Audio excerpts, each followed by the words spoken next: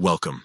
In this video, I'm going to walk you through how to create a public server on the Discord app for PC with the newest update.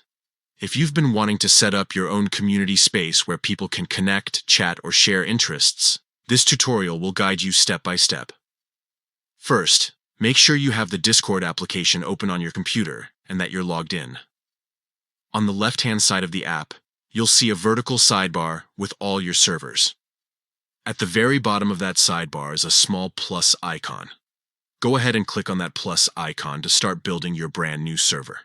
Next, a menu will appear giving you a few options. Click on Create My Own. This option is perfect if you want to build a server from scratch with your own custom settings. After that, Discord will ask for a little more detail on what type of server you are creating. Since you're setting up a public server for larger groups, choose the option that says for a club or community. This ensures your server is structured to support more members and gives you access to extra tools for managing a community. Now it's time to give your server a name. Pick something that represents your community or the main topic of the server. You can keep it simple or get creative. It's entirely up to you. Once you've typed in the name, check everything over to make sure it's spelled the way you want. When you're satisfied, click on the Create button. That's it.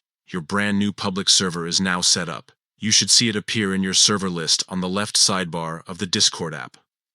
From here, you can start customizing channels, adding roles, and inviting new members. This is where you get to build out your community space and make it truly your own. So, to quickly recap, open Discord, hit the plus icon, select Create My Own, choose for a club or community, name your server, and then click Create. Simple as that. Now you're all set to start building and growing your community on Discord with the latest update.